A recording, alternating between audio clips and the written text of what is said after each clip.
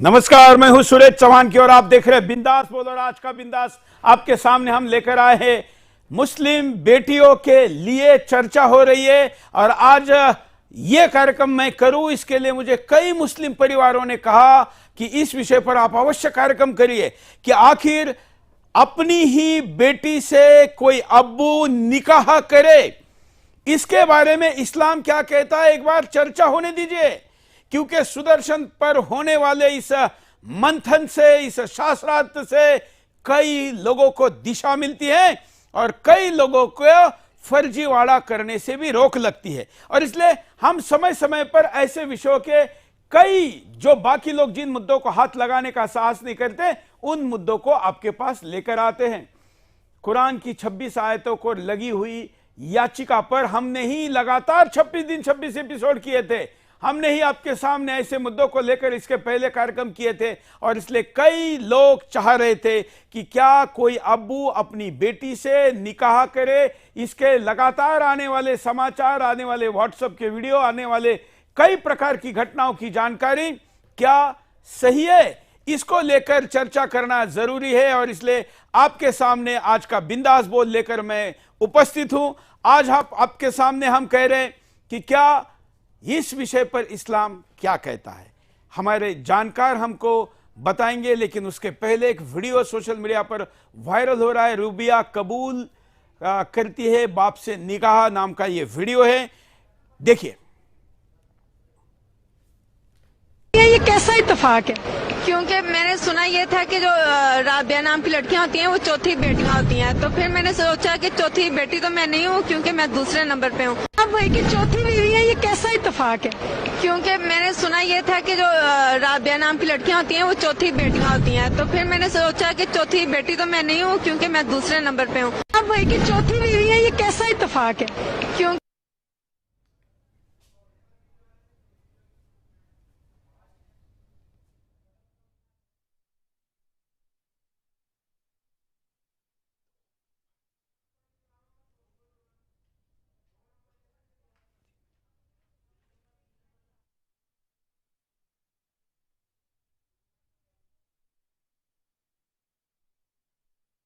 तो चलिए, अब आपके सामने ये कुछ और भी वीडियो है जो मैं आपको दिखाता हूं कि जो ऐसी घटनाएं लगातार, जहां पर हालांकि इन सब चीजों का फैक्ट चेक के लिए भी हम आह्वान करते हैं, लेकिन एक और वीडियो आया है, ये पाकिस्तान का वीडियो कहा जाता है, जो अपनी बेटी के साथ दरिंदगी करने के लिए ये वीडियो पोस्ट किया गया है। वीडियो बहुत खतरनाक है, कच्चे दिल वाले इसको ना देखें।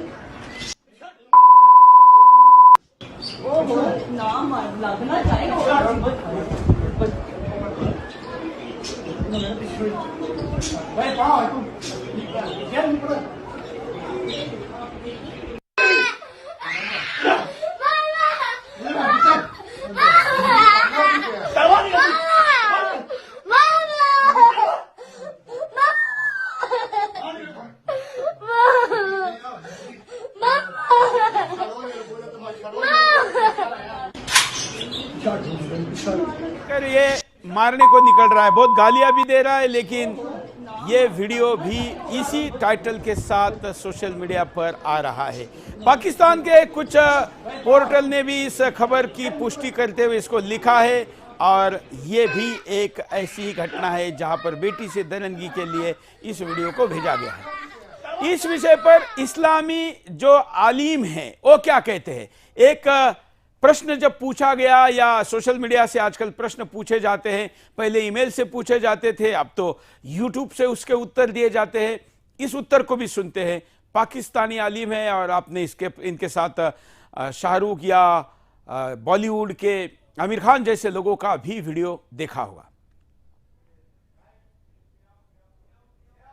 इसे शादी जायज़ है, जबकि इसकी मां को छोड़ दिया है। सौतेली बेटी की जो वालदा है, अगर उसको तलाक दे दी है रुखसती से पहले तो उसकी बेटी से निकाह जायज़ है। और अगर उससे हम बिस्तरी कर ली, बल्कि उसको मस बिशाहवा भी कर लिया, कोई भी सेक्सुअल रिलेशन कायम कर लिया, तो फिर उस सौतेली बेटी से निकाह जायज़ नहीं है। यानी हम बिस्तरी खलबत सहीहा की तो तफसील अलग है, ठीक है, लेकिन यह कि अगर उससे हम बिस्तरी कर लिए तो फिर बहरहाल उससे निकाह बाहर सूरत हराम है। और अगर खलवत से पहले उसको तलाक दे दिए तो फिर उससे निकाह हो सकता है। असद अब्बास साहब का इंग्लैंड से सवाल है, क्या सौतेली बेटी से शादी जायज़ है जबकि इसकी माँ को छोड़ दिया है? सौतेली बेटी की जो वालदा है, अगर उसको तलाक दे दी है रुखसती से पहले तो उसकी बेटी से निकाह जायज़ है।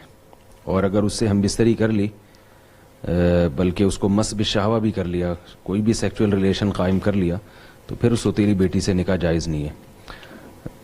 यानी हम बिस्तरी खलबत सहीहा की तो तफसील अलग है, ठीक है, लेकिन यह कि अगर उससे हम बिस्तरी कर लिए तो फिर बहरहाल उससे निकाह बाहर सूरत हराम है। और अगर खलवत से पहले उसको तलाक दे दिए तो फिर उससे निकाह हो सकता है। असद अब्बास साहब का इतना ही नहीं, हमारे पास सोशल मीडिया पर पिछले 4 दिनों से एक वीडियो बहुत वायरल हो रहा है। छत्तीसगढ़ की मुस्लिम सामाजिक कार्यकर्ता ने इस वीडियो को ट्वीट किया है। देखिए, ये पिता ने अपनी बेटी से निकाह की, पिता नहीं अब्बू ने अपनी बेटी से निकाह का दावा है।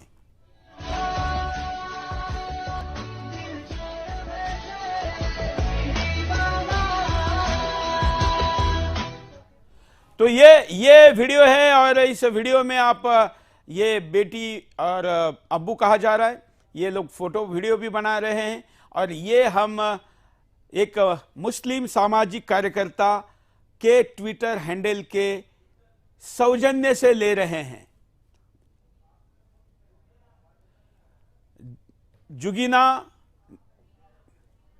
जुबीना अहमद, उनके ट्विटर के सौजन्य से ये वीडियो हम दिखा रहे हैं। उन्होंने कहा कि ये शर्मनाक प्रथा कब होगी जब अब्बू ही अपनी बेटी से निकाह करना बंद कर देंगे। इसके सिवा और भी कई प्रतिक्रिया हमारे साथ आई हैं, वो सारी प्रतिक्रिया भी हम आपको दिखाएंगे। कई विद्वानों के भी वीडियो हमारे पास आए हैं, उनको भी हम दिखाएंगे। लेकिन हमारे साथ जो गेस्ट है उनके पास चलते, हमने आज इस्लाम के कई जानकारों को अपील की थी कि आज के कार्यक्रम में वो सहभागिता करें, क्योंकि बेटी के साथ निकाह पर क्या कहता है इस्लाम, ये आप अधिकृत तौर पर हमको बता पाए। कई लोगों ने 5 बजे नहीं बोल दिया, कई ने 6 बजे नहीं बोल दिया, कुछ लोग अभी भी प्रतीक्षा में हम जिनको साथ जोड़े, लेकिन कुछ लोग हमारे साथ है। मैं स्वागत करता हूं आज के बिंदास बोल का जो अतिथियों का मंच है हमारे साथ इस्लाम के जानकार बड़े पैमाने पर, आप सुदर्शन पर भी जिनको इसके पहले भी देख चुके हैं, महेंद्रपाल आर्या जी है। आपका स्वागत है महेंद्रपाल आर्या जी। और हमारे साथ महेंद्रपाल आर्य जी के शिष्य के तौर पर जाने जाने वाले संदीपन रॉय जी भी है, आपका स्वागत है।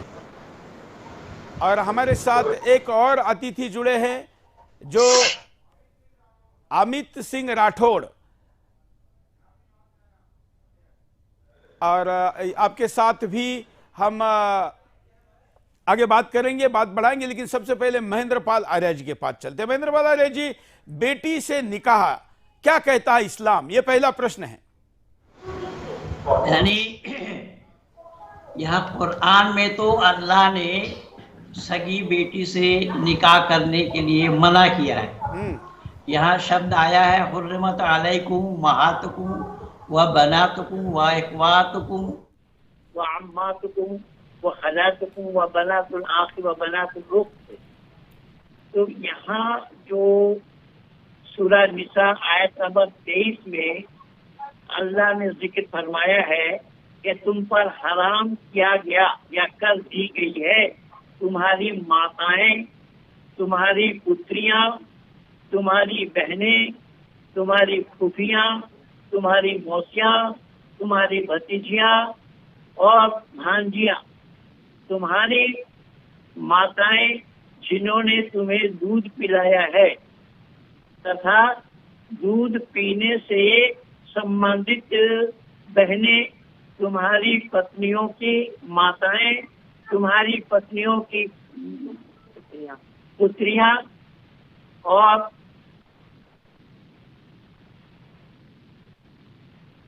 उनसे संभोग न किया हो, जो अभी ये मौलाना मसूद अजहर बता रहे थे, जो वीडियो आपने दिखाया पाकिस्तानी मौलाना, तुम्हारे कोई दोष नहीं, तुम्हारे सगे पुत्री की पत्नियां और ये कि तुम दो बहनों के एकत्र करो, परंतु जो हो चुका सो हो चुका। वास्तव में अल्लाह अति क्षमाशील दयालु है। तो यहाँ शर्त बताया गया है, शर्त दिया गया है कि सौतेली बेटी हो, यानी एक तेली से ही पार पड़ना भारी होता है, वहाँ सौतेली है। अब क्या बताया जाए? तो ये सब जो बातें हैं, मूल रूप से सगी बेटी से तो निकाह करना कुरान में हराम है। तो यहाँ शर्त बताया, लेकिन यहाँ हराम है। जी जी, हाँ हाँ, जो बातें बताई गई हैं कि इन सब को हराम है, लेकिन जो सौतेली माँ है, सौतेली माँ की जो पुत्री है, बेटी है, उनके तरफ से उसके साथ निकाह किया जा सकता है, क्योंकि उसका बाप दूसरा है। उसका बाप दूसरा होने के कारण उससे निकाह किया जा सकता है, लेकिन सगे बाप, सगा पिता लड़की से निकाह नहीं कर सकता। यह कतई हराम है। ये कुरान की मान्यता है, इस्लाम की मान्यता है। अब रही बात जो कर रहे हैं, जैसा कि ये छत्तीसगढ़ वाला आप दिखा रहे हैं, छत्तीसगढ़ वाला अगर सगी बेटी से ये निकाह कर रहा है तो ये शरीयतन हराम है। शरीयती कवानीन है। और जो वो पाकिस्तानी वीडियो आप दिखा रहे थे, जो वो लड़की कह रही है कि मैं तो दूसरे नंबर पे हूँ, चौथी नंबर की लड़की को हलाल बताया, पर ऐसा नहीं है। सगे पिता, यानी पिता सगा है, जो पिता औरत संतानें हैं, उनके बेटी से वो निकाह नहीं कर सकता है, ये कुरान के अनुसार। अब कहीं कोई करे तो ज्यादती तो होता ही है, ज्यादती करते हैं।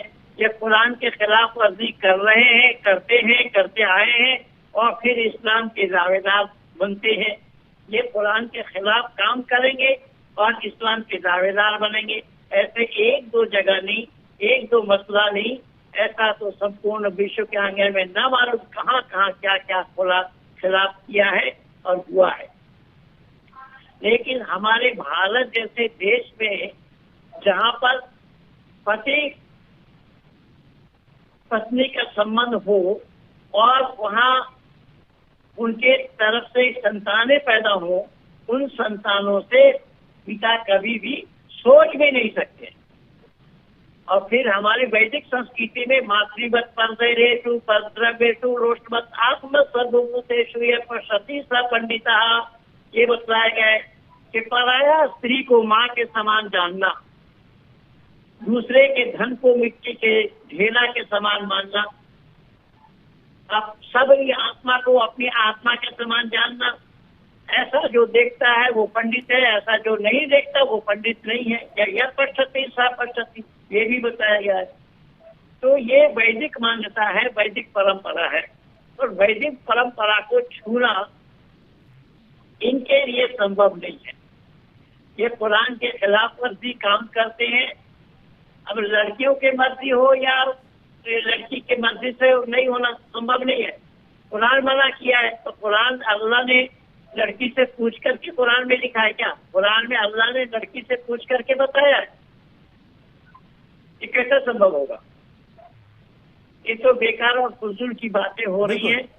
तो आपके पास मैं दूसरे राउंड के लिए आता हूं। पहला आपने अपने दृष्टिकोण से पूरा बता दिया है। हमारे साथ सहर नकवी जुड़ी है, एडवोकेट है और इस्लाम की जानी मानी समाज सुधारक है। इसके लिए कई कानूनी लड़ाइयां भी लड़ती है, और इसलिए जब आज बेटी से अब्बू का निकाह, इस विषय को हमने तय किया, तो हमने कहा कि सहर को भी आज के पैनल में रखेंगे। सहर, आपकी प्रतिक्रिया रखेंगे। सहर, आपकी प्रतिक्रिया। जी देखिए, जो आप अभी मैंने वीडियो देखा चैनल पे, ये गलत चीजें हैं।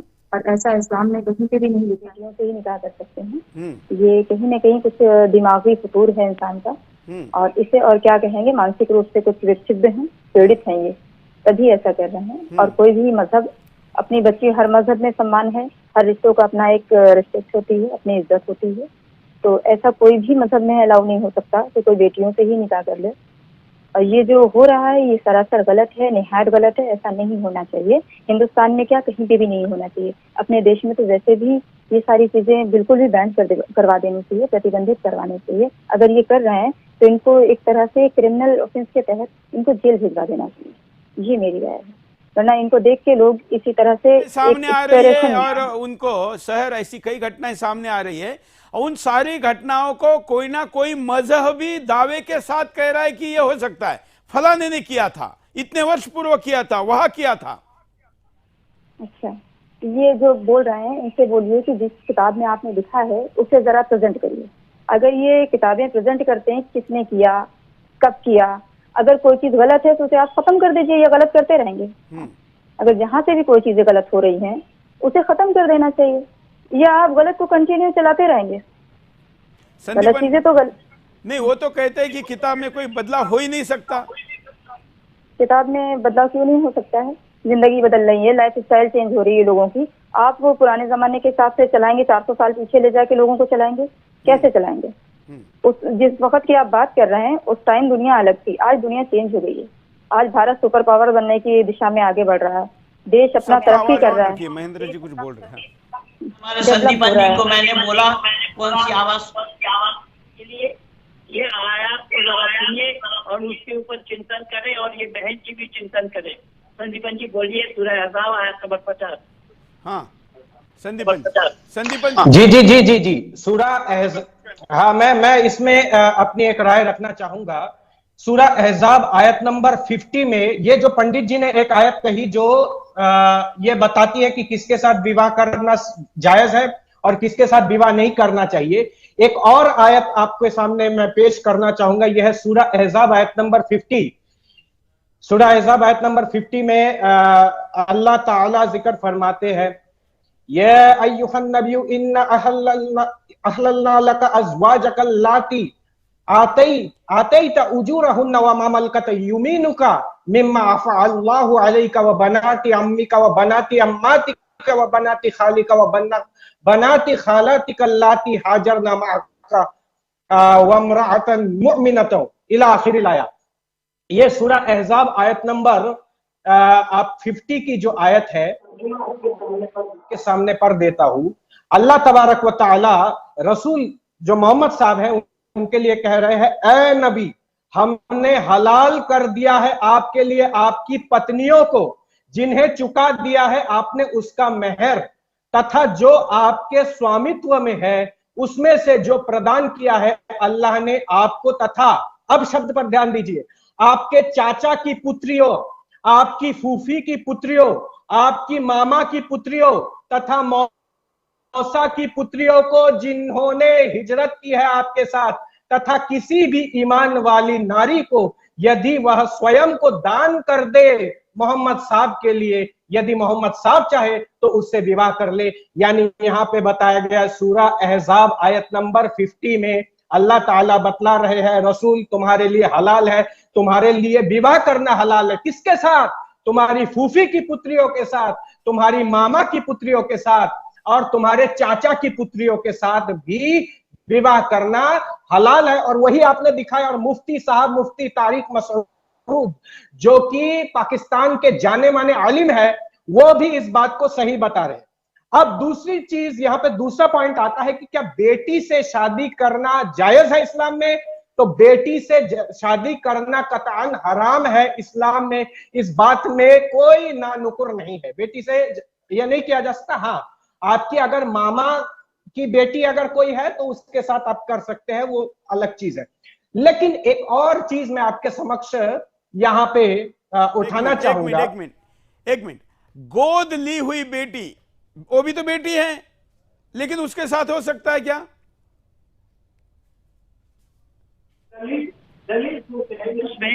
सूरह अहज़ाब आयत नंबर 37, सूरह अहज़ाब आयत नंबर 37 आयत में। नंबर तीन बोलिए, आयत नंबर 3 बोलिए। संदीपन, आपका आवाज ठीक नहीं आ रहा, आपका इंटरनेट शायद ठीक नहीं, उसको ठीक कर मे- मे- दीजिए। मे- महेंद्रपाल मेरी- आर्य जी, मेरा तब आवाज- तक आप जरा उत्तर दीजिए। जो लोग बेटी को गोद लेते हैं, गोद ली हुई बेटी, अडॉप्टेड बेटी से निकाह, महेंद्रपाल आर्य जी। एडॉप्टेड बेटी से निकाह इसलिए जायज हो जाएगा कि एडॉप्टेड को अपना नहीं माना गया। इसी सूरह अहज़ाब की चर्चा जो अभी संदीप रॉय ने की है, इसी सूरह अहज़ाब में अल्लाह ने जिक्र फरमाया है कि अपनी पत्नी को अगर माँ कहो तो वो माँ नहीं बन जाती, माँ नहीं हो जाती। किसी दूसरे के बेटे को अपना बेटा बना लो, मान लो या कह लो, तो वह अपना बेटा नहीं बन जाता। इसीलिए हजरत जैद को हजरत मोहम्मद साहब ने अपना बेटा मान लिया था और उसी बेटे के साथ ये जैनब का, उनकी फुफेरी बहन से निकाह करा था और उसको तलाक देने के बाद उसके पत्नी को उन्होंने हजरत मोहम्मद साहब ने निकाह किए बिना अपने पास रख लिया और अल्लाह ने निकाह कराया। कुरान कह रहा है इस बात को। कहने का तात्पर्य यह है कि यहाँ पर अपना बेटा को, मुंह बोला बेटा को, अडॉप्ट किया हुआ बेटा को या अडॉप्ट किए हुए लड़की को, बेटी को अपना नहीं माना जाता। तो मैंने सवाल उठाया कि जब अपना नहीं माना जाता तो फिर हजरत मोहम्मद साहब की जो जितनी पत्नियां थी, लगभग 11 पत्नियां थी और 2 कनीज थी, तो उनको उम्मुल मोमिनीन कहा गया है। तो कोई मुसलमान उनसे शादी नहीं कर सकता। तो ये उम्मुल मोमिनीन से शादी नहीं करना, ये कैसा संभव हो जाएगा? जब मुंह बोला बेटी से शादी करना, मुंह बोला बेटी नहीं है या मुंह बोला बेटा नहीं है, तो ये उम्मुल मोमिनीन कहने से, मुसलमानों की माँ कहने से वो माँ कैसे हो जाती है जब माँ है नहीं? जैसे कि कुरान ही गवाह है कि पत्नी है, उस पत्नी को माँ कह देने पर वो माँ नहीं बन जाती, माँ नहीं हो जाती। तो ठीक इसी तरीके से जितने हजरत मोहम्मद साहब की पत्नियां हैं उनको उम्मुल मोमिनीन क्यों कहा गया, कैसे कहा गया, ये मैं सवाल उठाया हूं।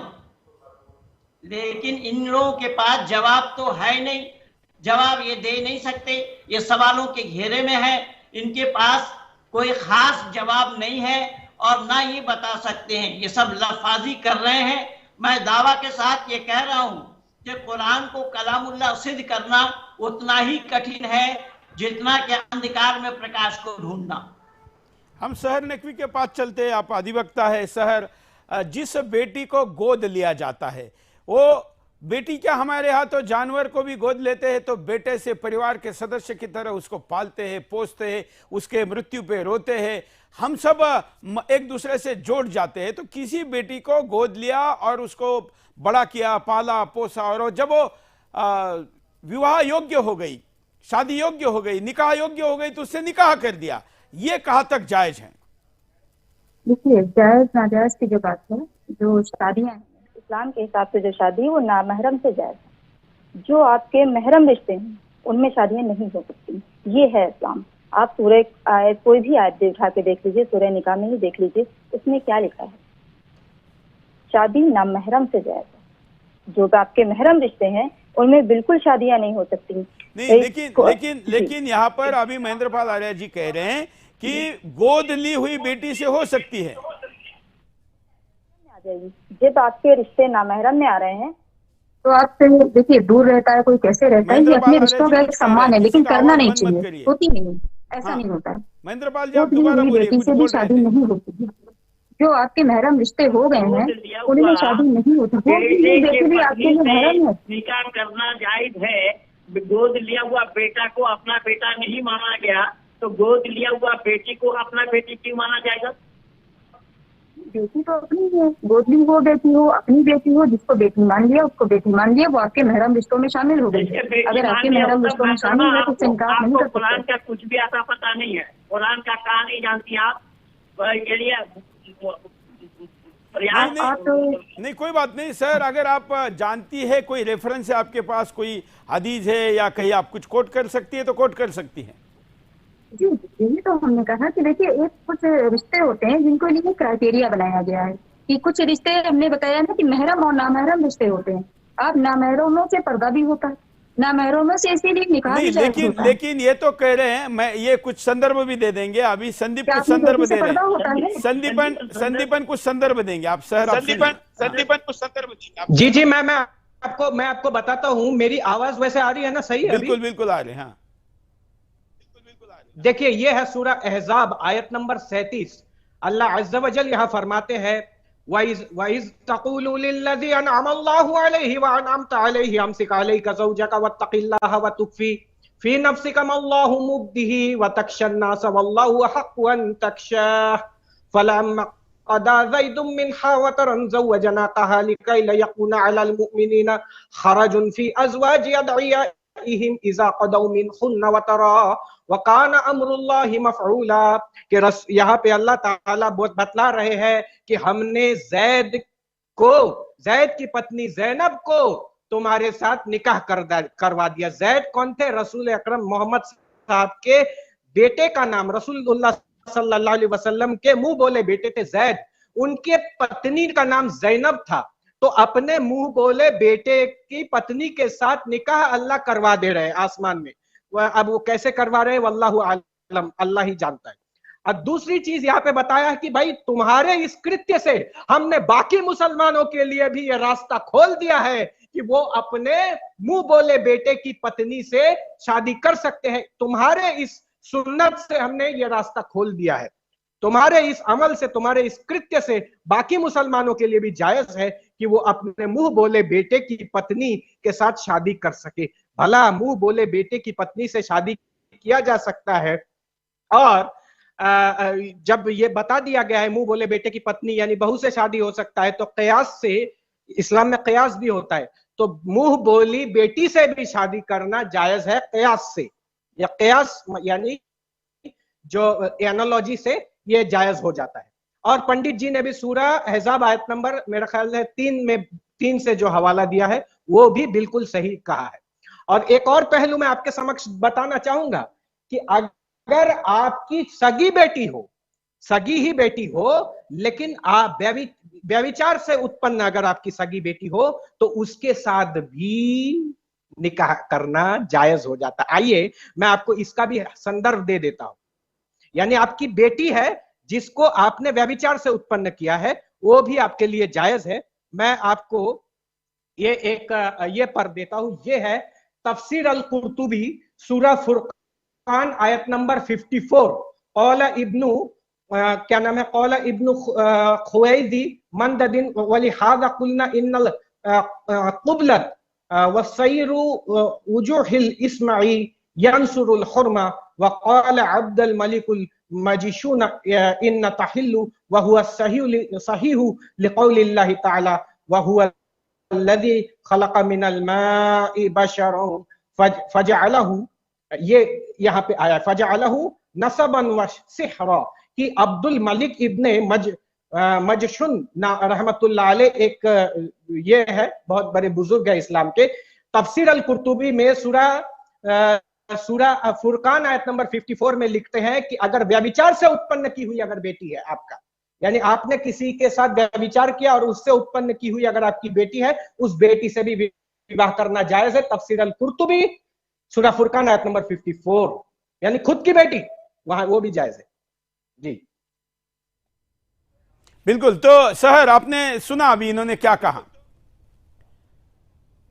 तर्जुमा कर रहे हैं, जैसे फारसी लैंग्वेज है, अरबी लैंग्वेज है, इनके तर्जुमान नहीं कर सकते। तो जो कहना चाहते हैं, मैं ठीक है, अपने अपने कॉन्सेप्ट है, किसी भी चीज को समझने का एक कॉन्सेप्ट होता है, एक नजरिया होता है इंसान का। वैसे सहर आप शिया है या सुन्नी है? हम शिया हैं, नकवी हैं। तो आप शिया है तो फिर आपकी राय इनसे तो अलग होगी, सुन्नियों से। कोई कुरान शरीफ अलग नहीं है, कुरान की जो राय होती है सबकी एक रहती है, नहीं, कलाम पाक एक है सबका। लेकिन सब कुछ कहना चाह रहे हैं महेंद्रपाल जी। जी कलाम पाक इन्होंने आपस में तो इख्तलाफ आज से नहीं, ये पहले से ही है। तो हसन को मारने के लिए क्या आरएसएस वाला गया था? ये तो सब इन्हीं के कारनामा है।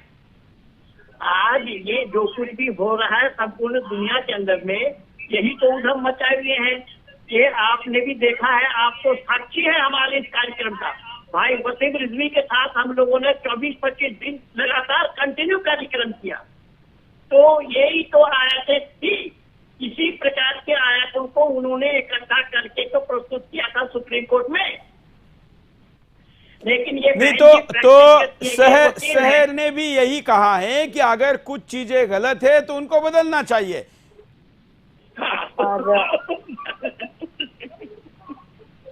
लेकिन ये बदल नहीं सकती। नहीं हो सकती है कि नहीं, बात हो रही है, उसकी राय ये है। और जैसे अभी देखिए संदीप जी राय ने है वो अलग बात है, वो आजाद है, इसीलिए अपना राय दे दिया। लेकिन ये राय क्या देंगे, ये तो शिया सुन्नी के कब्रिस्तान में दफना नहीं सकते और सुन्नी शिया के कब्रिस्तान में भी दफना नहीं सकते। और मेरी जानकारी के अनुसार शहर शियाओं की मान्यता है कि असली कुरान आने वाला है, बराबर? कोई देखिए ये आया है जो असली कुरान।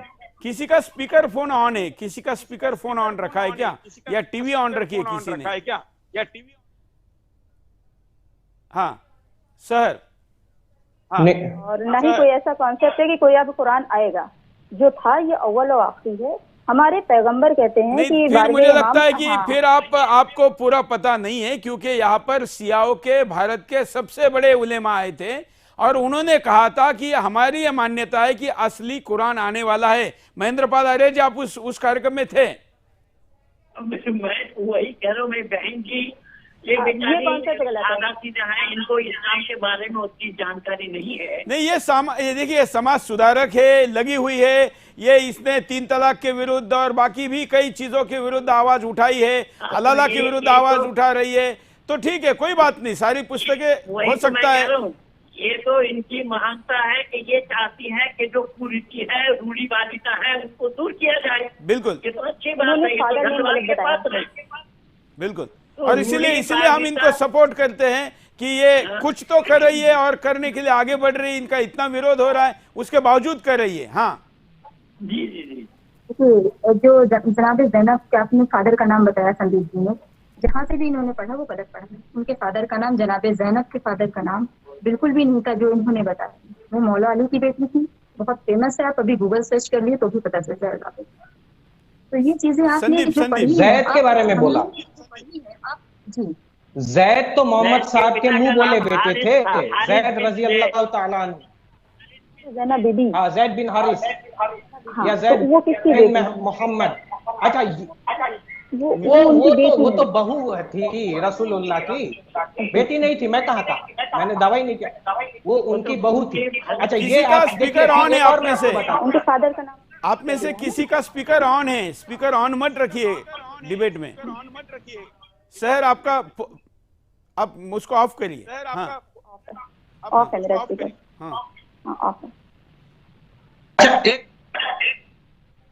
अभी भी ऑन है, चलिए अब तक ऑफ करिए, तब तक मैं आपको एक वीडियो दिखाता हूं। ये भी आलिम का वीडियो है जो कहते हैं कि भाई के बेटी से निकाह करना सही है।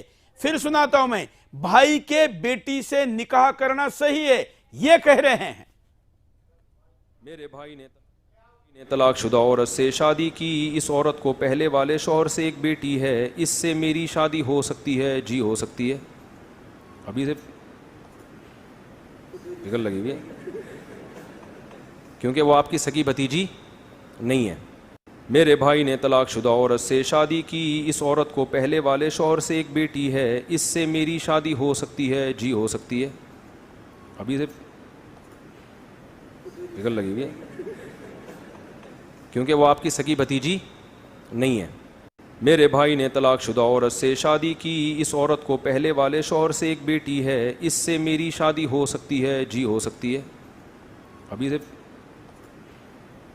फिक्र लगी हुई है। महेंद्र पाल आर्य जी, ये जो बात यहाँ पर कह रहे हैं, ये इस्लाम के बहुत जाने माने और सोशल मीडिया पर बहुत फॉलो किए जाने वाले व्यक्ति है। मैं दर्शकों को बता दूं कि हमने इस्लाम के जानकार के लिए पूरी एक चेयर रिजर्व रखी हुई है। हमने कई लोगों को, आज 50 से ज्यादा लोगों को कहा कि इस मुद्दे पर आप जुड़िए, घर से जुड़िए, कई जुड़िए। स्टूडियो आने के लिए 2 लोगों ने हाँ किया, लेकिन अभी भी कोई नहीं आया है। आधा शो हो चुका है, इसलिए हम चेयर दिखाना चाहते हैं कि इस्लाम के जानकार के लिए हमने एक चेयर यहाँ रखी है, अभी भी कोई आकर जुड़ना चाहता है या लाइव में जुड़ना चाहता है तो भी हम उनको जोड़ेंगे, क्योंकि शहर को तो लोग कहेंगे नहीं ये तो मुसलमान नहीं, ये तो इस्लाम की सुधार की बात करे, मतलब उनको मानेंगे नहीं। तो इसलिए अगर कोई देवबंदी आना चाहता है, बरेलवी आना चाहता है, कोई भी आना चाहता है तो अब उनके लिए एक सीट रिजर्व है। महेंद्र बालारे जी, अभी जो इस आलिम ने कहा भाई की बेटी से निकाह, इस पर बोलिए। हाँ, तो वही मैं कह रहा था, जैसे ये मसूद ये मुफ्ती है, मैं भी मुफ्ती हूँ, और इस पढ़ाई से मुझे भी यह जानकारी मिली है कि इन्होंने तो साफ कहा कि भाई की बेटी है, पर वो भाई के जन्म दिए हुए नहीं है। उसकी माँ की शादी दूसरे किसी और से हुई थी, उसके पास से वो बेटी को लेकर के आई, तो उस बेटी के लिए कहा गया, तो उस बेटी से तो जायज है, क्योंकि वो बाप, उसका भाई तो उसका बाप नहीं है, उसका बाप तो कोई दूसरा है।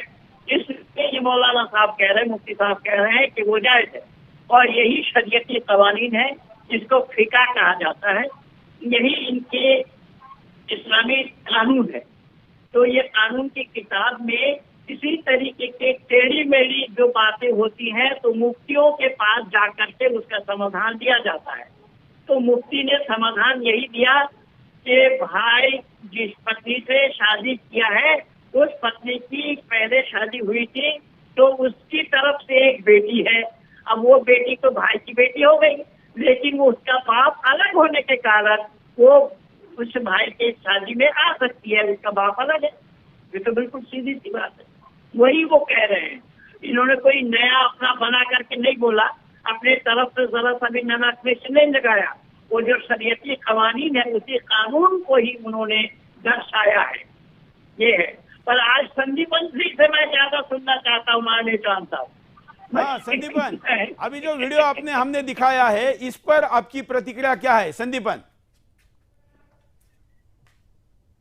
इस पर मैं एक हवाला पंडित जी के बात को और बल देने की इस्लामिक पुस्तक है, उसमें आया है या कब्रो आतद्री मिनल्लाहि जैनबिहा इलैका हादेही बिन्त रसूलिल्लाहि हादेही जौजतन अलीहिल मुर्तजा हादेही उम्मुल हसन वल हुसैन हादेही फातिमतु ज़ुहरा माअना मौज़उ हसबी वला नसबीन इन्ना माअना मौज़उ अमलिस सालिहीन फला यंजु मिन्नी इल्ला मन कशरा खैरुहु व सलमा क़ल्बुहु व खलसा अमलुहु। ये दुर्रतुन नासहीन में इबारत एक नकल करते हुए बताया कि एक अबू ज़र गफ्फारी नाम के सहाबी थे जो कब्र के सामने कब्र से पूछ रहे हैं, या कब्रो आतद्री मिनल्लाहि जैनबिहा इलैका, कि ऐ कब्र तुम जानते हो ये किसका जनाजा आ रहा है? हादेही बिन्त रसूलिल्लाहि, हादेही बिन्त रसूलिल्लाहि, ये रसूलुल्लाह सल्लल्लाहु अलैहि वसल्लम की बेटी है। हादेही जौजतन अलीहिल मुर्तजा, ये अली कर्रमल्लाहु वजहुल करीम की बीवी है। हादेही उम्मुल हसन वल हुसैन हादेही फातिमतु ज़ुहरा, ये हसन हुसैन की माँ है, इनका नाम फातिमतु ज़ुहरा है। ये जो आई है इससे एक बात पता चलती है कि हुजूर सल्लल्लाहु अलैहि वसल्लम के जो भाई थे, चचेरे भाई थे, हजरत अली इब्न अबी तालिब कर्रमल्लाहु वजहुल करीम। संदीपन जी, आप है ना मोमेंट मत करना, हाँ, वो जो कुरान पढ़ते समय आगे पीछे होते वैसा करने की जरूरत नहीं, आप स्टिल रहना, क्योंकि आपका नेटवर्क अच्छा नहीं है तो बहुत खराब दिख रहा है। आप एक जगह स्थिर होके बोलना, आराम से बोलना, लोग आपको सुनना चाहते हैं। यूट्यूब पर बहुत लोग कमेंट करे आप बहुत अच्छा बोल रहे, हिलिए मत, जैसे वो मदरसे में आगे पीछे होते वैसा मत करिए। हाँ नहीं, मैं ये कह रहा हूं कि इसमें जो मैं आपको पढ़ करके सुनाया उसमें जो अली है, अली हजरत मोहम्मद साहब के चचेरे भाई है, और यही हजरत अली जो है वो हजरत फातिमा कौन है? हजरत रसूलुल्लाह मोहम्मद साहब की बेटी है, और यही चचेरे भाई जो मोहम्मद साहब के हैं यही फातिमा के पति भी है, यानी फातिमा के पति भी है और मोहम्मद साहब के चचेरे भाई भी अली है। तो मोहम्मद साहब की बेटी के साथ उन्हीं के चचेरे भाई का अगर रिश्ता हो सकता है तो मुफ्ती जो कह रहा है वो बिल्कुल सही कह रहा है। मोहम्मद साहब के चचेरे भाई अली उनके मोहम्मद साहब की बेटी से शादी किया है, तो अगर ये सुन्नत सहाबा है और सहाबाओं की सुन्नत मानना इस्लाम में यह सवाब का काम है, इसलिए मुफ्ती साहब की बात बिल्कुल सही है और मैं दलील से इस बात को बताया। जी बिल्कुल। सहर, ये जो प्रतिक्रिया, आप जो अगर नहीं बोलना चाहती किसी मुद्दे पर तो नहीं बोल देना, कोई बात नहीं। सहर, हम समाज सेवक हैं, गलत तो गलत है, सही तो सही है, ये मेरी राय है। हम कभी गलत को सही नहीं कह सकते। ठीक है। जो ये कह रहे हैं, पढ़ रहे हैं, जैसे मुफ्ती साहब को हमने सुना, जिस हिसाब से जिस अंदाज से वो पढ़ रहे हैं, वो अपनी एक हदीस पढ़ रहे हैं। और हदीस और कुरान और किताबें, इनमें फर्क होता है। आपको ये भी पता है कि जो लुगतें लिखी गई हैं वो अलग चीजें हैं, किताबें लिखी गई हैं अलग हैं। कुरान शरीफ एक अलग किताब है और जो हदीसें हैं वो अलग हैं। पता नहीं मुफ्ती साहब किसकी हदीस पढ़ रहे हैं, इसका रावी कौन है। मुफ्ती साहब ने जो हदीस पढ़ी उसके रावी का नाम और राइटर का नाम नहीं बता रहा है। शायद जिसको जो फॉलो करते हैं उनमें से ये जायज है उनके हिसाब से। लेकिन हमारे यहाँ जो चीजें जो लिखी हुई, जो इस्लामिक कॉन्सेप्ट है, जो कुरान शरीफ है, उसके हिसाब से जो भी अपने खून के रिश्ते हैं उसके निकाह नहीं जायज है। हाँ, जो भी ऐसे नामहरम रिश्ते हैं उनसे निकाह जायज है। अब ये हदीसों को हम नहीं बता सकते, हदीसें किसने लिखी, कहाँ से चली आ रही हैं, किसका कॉन्सेप्ट चला आ रहा है, ये कोई किसे फॉलो करता है, कोई किसी नबी को फॉलो करता है, कोई किसी पैगंबर को फॉलो करता है। वो उसी हिसाब से मुफ्ती जी का अपना व्यूज हो सकता है, वो अपना हिसाब से सही कह रहे होंगे, लेकिन हमारी राय में कुरान शरीफ की राय से मैच नहीं करती है, ये बिल्कुल अलग है। और जिस हिसाब से आप ये बता रहे हैं कि जनाब ज़ैनब की शादी हुई थी, वो फला की बेटी थी, तो उनकी शादी अब्दुल्लाह अलैहिस्सलाम से हुई थी, कोई हारिस मोहम्मद से नहीं हुई थी, किसी जैद से नहीं हुई थी, अब्दुल्ला साहब से शादी हुई थी और मौला अली की बेटी थी। तो वल्दियत उन्होंने गलत बताई है, जो अभी साथ में संदीप जी बैठे हैं, थोड़ा सा उन्होंने कंफ्यूज कर दिया है। अब्दुल्ला साहब से उनकी शादी हुई थी, उनके शौहर का नाम था अब्दुल्ला जनाब ज़ैनब। संदीप, कुछ आप कहना चाहेंगे जो आपको ये कह रहे हैं? सही बोला, मैं बिल्कुल सही कहा हूं। और इब्ने कसीर से लेकर के हर तफसीर की किताब में, यहाँ की तारीख तबरी में भी आया है, वॉल्यूम नंबर 8 का पेज नंबर 4 खोलिए, वह ज़ैनब रजी अल्लाह अन्हा, वो जनाब रसूल सल्लल्लाहु अलैहि वसल्लम के बेटे, मुंह बोले बेटे, जैद की पत्नी थी। मैं दलील के साथ बोलूं, आप इंटरनेट पे सर्च कर लीजिए, तफसीर इब्ने कसीर में भी आया। जनाब ज़ैनब अब्दुल्ला साहब की बीवी थी, आप ये सर्च कर लीजिए। आपने हदीसें किस हदीस को आप फॉलो कर रहे हैं ये हमें नहीं पता है। आप जहाँ से कह रहे होंगे सही कह रहे होंगे, हम आपको गलत नहीं कह रहे हैं, लेकिन आप ट्रांसलेट गलत कर रहे हैं। जो आप तर्जुमान कर रहे हैं, आपका तर्जुमान गलत कर रहे हैं। हाँ, आपका तर्जुमा ये तो कह रहे हैं, आप तर्जुमान गलत कर रहे हैं। ये अब्दुल्ला साहब की पत्नी थी, इनकी शादी अब्दुल्ला साहब से निकाह हुआ था। जनाब अब्दुल्ला, आप ही सर्च कर लीजिए उस पे, गूगल पे, इंटरनेट पे, हदीस से उठा के देख लीजिए। गूगल तो में आप कोई हदीस दिखाइए, कोई सही हदीस हम बताइए, कोई आपको कुरान की हदीसें आयत बता बताइए, देते मैं हैं। कुरान की आयत बता रहा हूं। हाँ, हम आपको हदीसें बता देते हैं। आप नेक्स्ट डिबेट में आइएगा, व्हाट्सएप नंबर दीजिएगा, हम आपको भेज देंगे इन चीजों पे। आप इंटरनेट पे भी सर्च कर सकते हैं, गलत इन्फॉर्मेशन नहीं होगी। कई लोगों देखिए सही से लिखते हैं, लेकिन हाँ ये बता रहे हैं जो रिश्ते गलत हैं उनमें निकाह नहीं होना चाहिए। यहाँ तक आपकी बात बिल्कुल सही है। संदीपन तो सीधे आपको नंबर के साथ बता रहा है कि कहाँ लिखा है जी, लेकिन उनके पति का नाम गलत बता रहे हैं।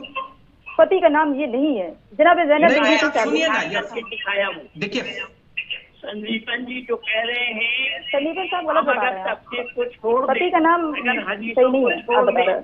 तो कुरान से ही ये प्रमाण मौजूद है। ये सूरा नंबर 37, सूरा नंबर 33, आयत नंबर 37 में यही कहा गया है कि ये अल्लाह खुद फरमा रहे हैं कि हमने जो उपकार किया ज़ैद पर, और तुमने जो उपकार किया ज़ैद पर। जनाब ज़ैनब, इतना देखिएगा, आपको सारी चीजें मिल जाएंगी। आपने किसी की हदीस पढ़ी होगी, हम हदीसों को गलत नहीं मान रहे, हदीसें अपने कॉन्सेप्ट के हिसाब से लिखी हैं। आज भी जैसे किताबें लिखी जा रही हैं, राइटर लिख रहे हैं अपने, तो अपने अपने व्यूज हैं, अपने अपने कॉन्सेप्ट हैं, उस हिसाब से किताबें लिखी जाती हैं। फारूक अली की बेटी का वीडियो दिखाते हैं। फारूक अली की बेटी, आप गूगल भी करेंगे तो आपको ऐसे कई वीडियो मिलेंगे, आपको यूट्यूब पर कई वीडियो मिलेंगे, लेकिन इन सारे वीडियो पर किसी को नहीं पता है, फिर हमारे को और चाचू भी धमकी बहुत मारते, कहते किसी को पता है तुम लोगों को हम मार डालेंगे। तो बाबू भी धमकी दे के गए और चाचू भी धमकी दे के गए, कह रहे हैं तुम्हारे को मार डालेंगे। देखना नाम क्या है दोनों का? एक का नाम रोशन अली है, एक का नाम गुलाम कादिर है। दोनों ने गलत किया जी, अबू ने भी गलत किया है तुम्हारे साथ जी। कब किया गलत अबू? यहाँ इधर ही किया है, रात के टाइम को करता था अबू जी। और चाची मेरा भी मेरे को रात को मेरे को भी ले जाता था, इनको भी करता था, छोटी वाली को भी करता है।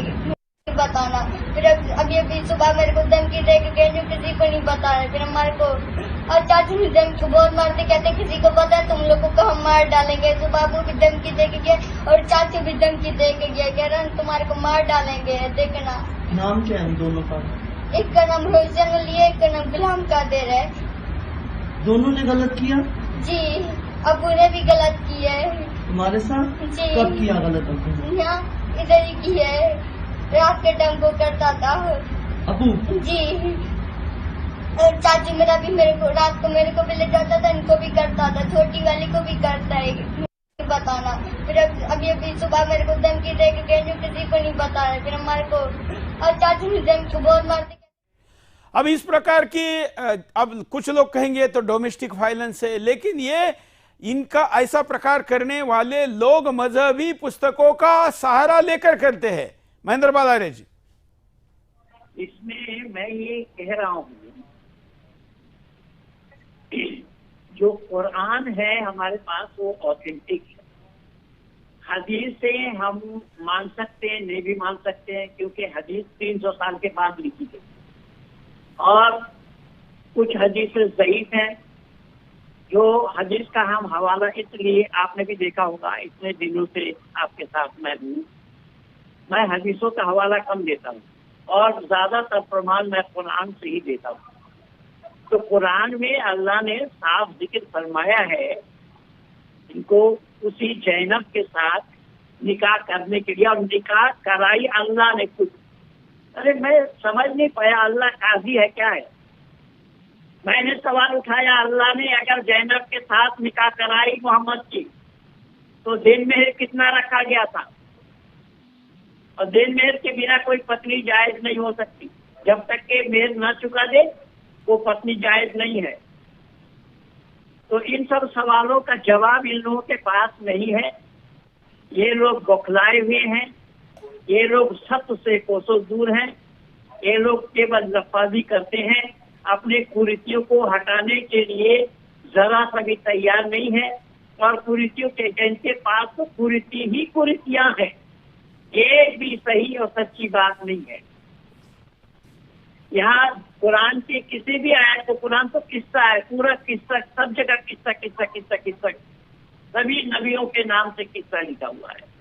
और कुरान खुद कह नहनु नकुस्सु अलैका अहसनल क़सस बिमा औहयना इलैका हाज़ल कुरआन व इन कुन्त मिन क़ब्लिही लमिनल गाफ़िलीन। ये अल्लाह ताला ने जिक्र फरमाया है, मैंने एक मनोरम किस्सा बयान किया था, मैंने एक मनोरम किस्सा बयान किया हूँ। कहा? कुरान के अंदर। तो कुरान के अंदर में किस्सा बताया गया है। अल्लाह ने अपने रसूल को मानो, उसकी इताअत करो, कुरान में कई जगह बताया गया है। वातिउल्लाह वातिउर रसूल, अल्लाह को मानो, अल्लाह के रसूल को मानो। तो अल्लाह के रसूल को माने बिना कोई मुसलमान बन ही नहीं सकता है। ये इसी तरीके से भरा पड़ा है। तो मैंने यहाँ ये सवाल उठाया कि जब अल्लाह ने खुद फरमाया है कि तुम्हारे मुंह बोला बेटी, जैसे मुंह बोला बेटी, आपने पूछा कि जो से एडॉप्ट किया हुआ बेटी है, तो एडॉप्ट किया हुआ बेटी से निकाह करना जायज है क्या? जब एडॉप्ट किया हुआ बेटे के पत्नी से निकाह करना जायज हो रहा है और अल्लाह मोहर लगा रहे हैं उस पर, तो एडॉप्ट किए हुए बेटी से जायज बस निकाह करना जायज क्यों नहीं होगा? वो तो एडॉप्ट किया हुआ, एडॉप्ट करना और सगा होना दोनों में अंतर है। वो तो कुरान खुद कह रहा है इसको, सूरह अहज़ाब में ही अल्लाह ने खुद बताया आयत नंबर 3 में कि वही लाकर नबी साकन नबी को मिसाकन नबी ने लमा आते तुम नबी वाली हमला वाई।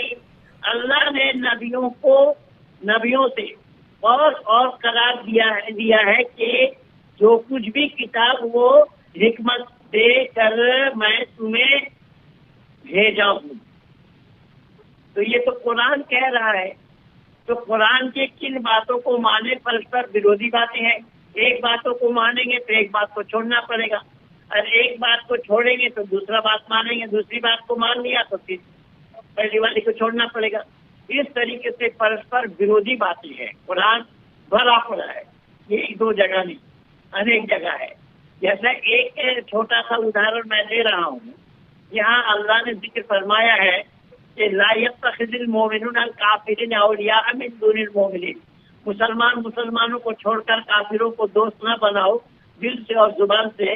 अगर तुम दोस्ती रखते हो तो मैं अल्लाह तुमसे दोस्ती नहीं रखता, ये कह दिया। फिर कहा गया वल जारिल कुर्बा वल जारिल जुनूब व साहिबे बिल जंब व इब्निस सबील, यानी पड़ोसी को 3 हिस्सों में बांटा गया। एक पड़ोसी वो है जो पड़ोसी है और खून का रिश्ता भी है।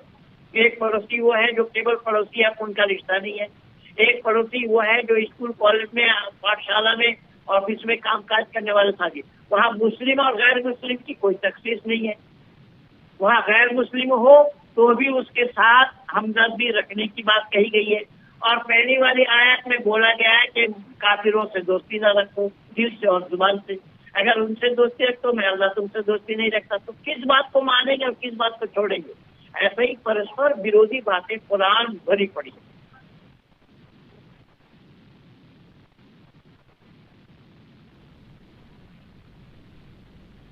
इसी मुद्दे पर संदीपन, अब हम कार्यक्रम के अंत की तरफ जा रहे हैं। हाँ जी, इसी मुद्दे पर मैं, ये आपने एक छोटी बच्ची का क्लिप आपने दिखाया। हाँ। तो छोटी बच्ची के साथ निकाह का क्या मसला है, मैं इसको बहुत ऊपर से टच करूंगा, बाकी सब लोग जानते ही है।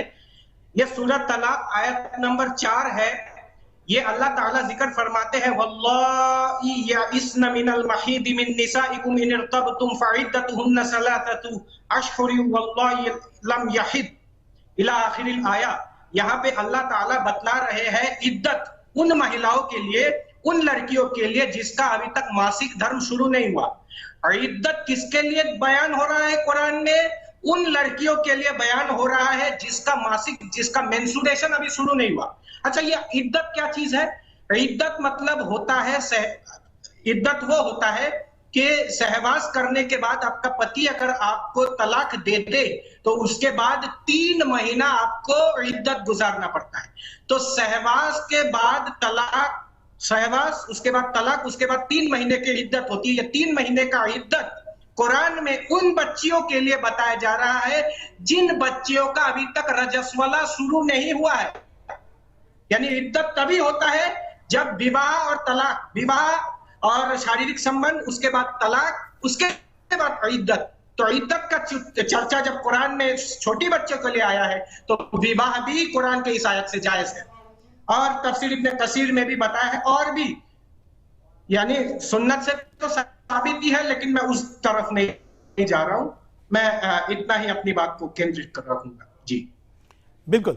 अब जरा हमने परिणाम देख लिए, जरा उपाय भी देख लेते हैं कि उपाय लोगों ने अभी तक क्या भेजे हैं। उसके उपाय चलते रहेंगे और महेंद्रपाल आर्य जी कुछ बोलते रहेंगे। हाँ महेंद्रपाल आर्य जी। मैं संदीपन जी का एक गलती सुधार करना चाहूंगा। इद्दत 3 महीना नहीं है, 4 महीना 10 दिन का होता है। 4 महीना 10 दिन का इद्दत होता है। 4 महीना 10 दिन को उसको पीरियड हुआ या नहीं हुआ उसको देखना चाहिए, क्योंकि वो गर्भ ठहर जाए तो तलाक नहीं होगा। इसलिए 4 महीना 10 दिन उसको इद्दत में रखना है। ये बात है। महेंद्रपाल आर्य जी, उपाय क्या हो सकते हैं? उपाय तो माननीय चौहान साहब, आप प्राणपण चेष्टा कर रहे हैं। आज 1-2 दिन से नहीं, इतने वर्षों से आप संपूर्ण अपने परिवार के साथ, यानी चैनल परिवार वालों के साथ आप ये चेष्टा कर रहे हैं कि किसी तरीके से जहाँ पर व्यवस्था है, जहाँ पर सामाजिक भेदभाव है, जहाँ पर मानव समाज में कुरीतियां हैं, उन कुरीतियों को कैसे दूर किया जाए, इसमें आप लगे हुए हैं। आपका प्रयास सफल हो रहा है दिन ब दिन, और मैं जान रहा हूँ, समझ रहा हूँ इस चीज को, क्योंकि मुझे भी लोग लिखते रहते हैं, मुझे भी लोग भेजते रहते हैं कि किस तरीके से सुदर्शन न्यूज चैनल को लोग देखते हैं, सुदर्शन न्यूज चैनल को लोग पसंद करते हैं। तो मैं कहने के लिए ये आपको बता रहा हूँ कि हमारी बहन ये जो इलाहाबाद वाली है, ये भी समाज सुधार की बात कर रही है। आप बता रहे थे कि समाज सुधार के लिए भी लगे हैं।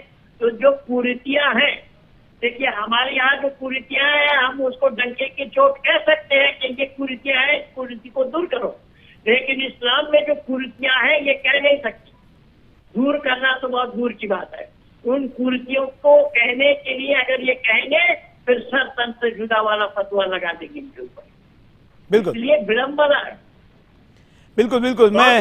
मैं शहर के पास चलता हूं। शहर हिंदुओं में अगर कोई समाज सुधार की बात करता है तो उसको ऋषि मुनि साधु संत का दर्जा दिया जाता है, और इस्लाम में सरतन से जुदा की बात की जाती है।